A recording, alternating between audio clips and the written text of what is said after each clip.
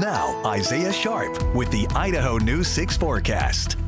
Our concern, though, should be shifted over to us right now because there are some active thunderstorms moving into Glens Ferry, Mountain Home, just to the west of Twin Falls, and now Boise could be seeing some thunderstorms developing within the next 30 minutes or so. This is active right now, and so this storm is just to the south of the Treasure Valley region. I'm going to be watching out for it, and especially too, this system, probably couldn't see it passing over the Oahes, but with how dry the Oahes are because of the winter that we experience, I would not be surprised any of these stray lightning strikes potentially causing some wildfires.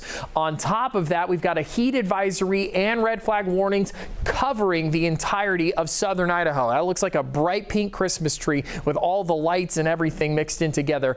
On top of this, we've got that heat advisory. That's the combination we're seeing right here in the hot pink, and flood concerns also for parts of Idaho City and Pine, close to Fairfield as well. As these systems continue to develop and move into the region, there is worry that there could be some flooding into our mountain regions.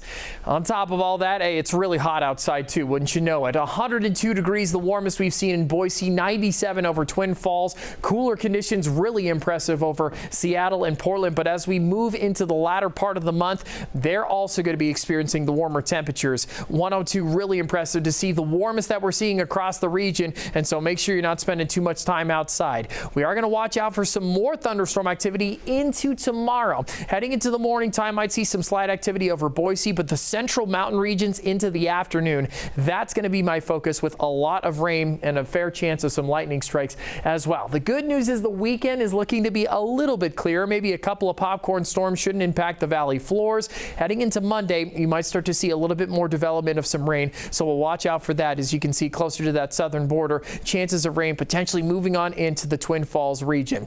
Warmer than normal conditions, no surprise, a part of the forecast, but that monsoonal moisture we've been seeing and we're getting right now over the top of Mountain Home and Glens Ferry is going to continue on into the latter part of the month. Heading into tomorrow, temperatures again in the triple digits for Boise, Emmett, Ontario, Vail, Weiser, Mountain Home as well. A couple of upper 90s in some of the other surrounding cities, but the triple digits are sticking around. 100 degrees Friday, Saturday, Sunday into Monday, where we hit 102 again, and Tuesday, Wednesday, Thursday not too far behind.